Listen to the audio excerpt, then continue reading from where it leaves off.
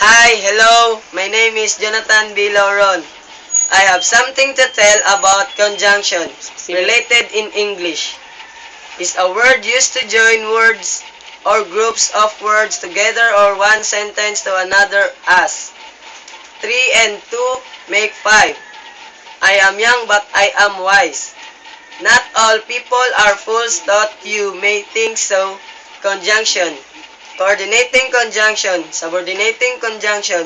Coordinating conjunction joins sentence of coordinate that is of equal rank or words that stand word in the sentence. Example, cumulative and both, not only, as well as. Alternative or otherwise, either or. Adversative, but, still, yet, nevertheless, however. Iliative, for, therefore, then, so then. That's all. Thank you.